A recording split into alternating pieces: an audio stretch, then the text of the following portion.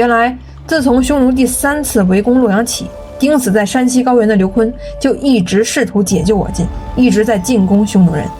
只可惜直到匈奴人攻破城池，刘琨的部队也没能给匈奴汉以实质上打击。以前匈奴汉的主要精力在围攻洛阳，被刘琨屡屡干扰后方，确实腾不出手来对付，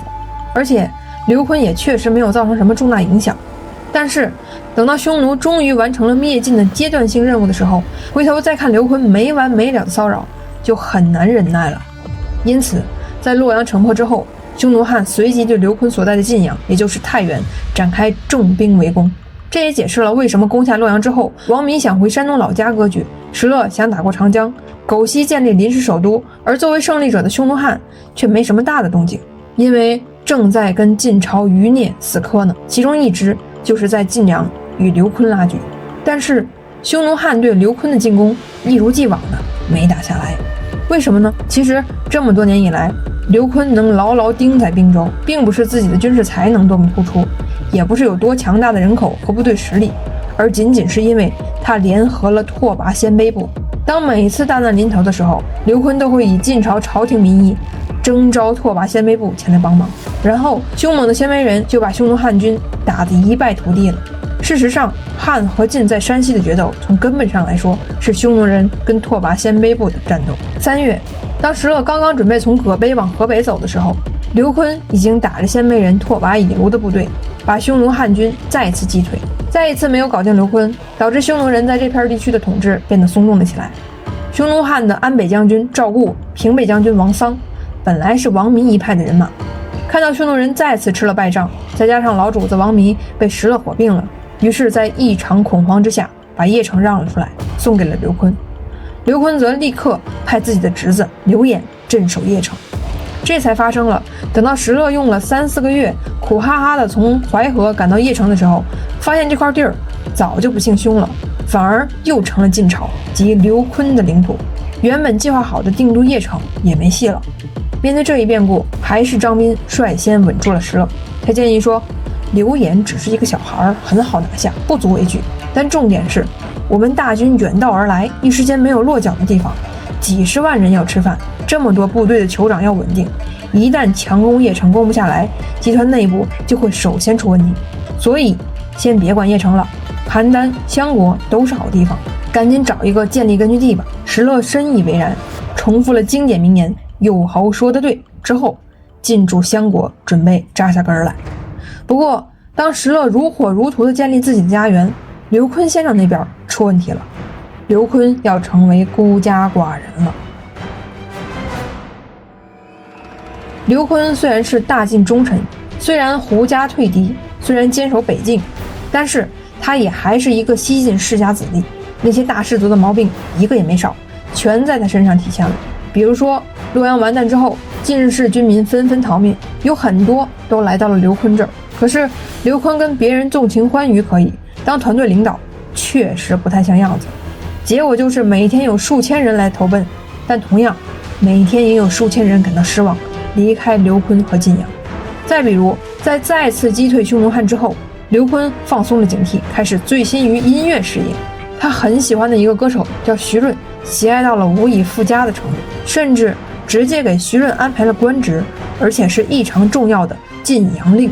护军令狐胜一看到刘琨这副豪奢的样子，哪儿像是领袖该做的事儿，就发狠建议刘琨杀掉徐润。没想到徐润听说之后倒打一耙，说令狐胜有问题。结果刘琨反而是更愿意听歌星的话，扭头就把自己的护军令狐胜给杀了。这件事儿让刘琨的老母亲愤怒不已，她痛斥刘琨说，你不能驾驭豪杰经略远方，反而专注于抹平不同的意见，我这把老骨头早晚被你害死。果然很快老母亲的警告就成为了现实。刘琨冤杀令狐胜，人家令狐胜的儿子令狐尼肯定是不服，当即决定反水投降匈奴汉，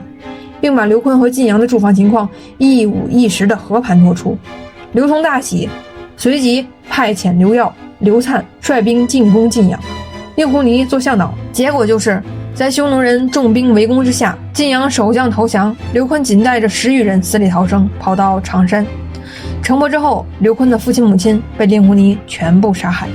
8月，刘琨的晋阳城被破坏，刘琨跑路到常山。10月，刘琨还是一样的套路，再次召唤拓跋鲜卑部。拓跋以卢派自己的儿子拓跋六修率领骑兵数万人打先锋，拓跋以卢本人则带着20万鲜卑步兵跟进。在随后的战争当中，鲜卑人还是压倒性的战胜了匈奴汉。先在分东大败刘耀，刘耀本人险些被俘虏。随后在晋阳城下大破匈奴汉的主力部队，最后在兰谷再次击败匈奴汉，斩首3000级，伏尸数百里，并再次将晋阳城给刘琨抢了回来。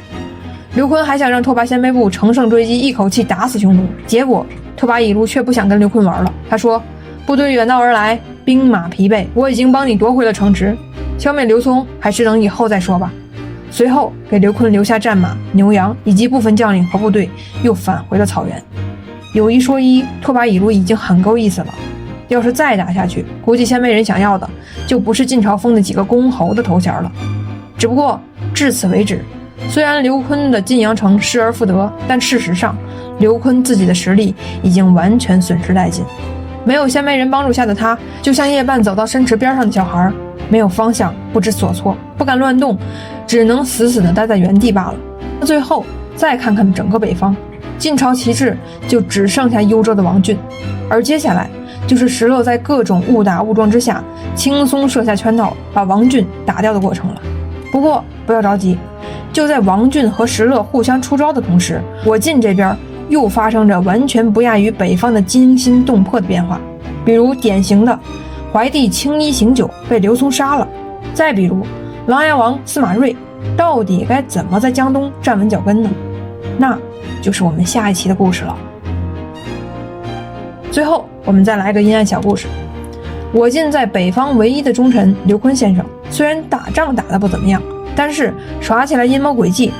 那也不太行。在石勒合并王弥逐渐成为匈奴汉里面最重要的一股力量之后，刘琨对石勒打起了主意。他想用政治手段分化拉拢石勒，把他从匈奴汉集团里面剥离出来，以此来达到削弱匈奴实力的目的。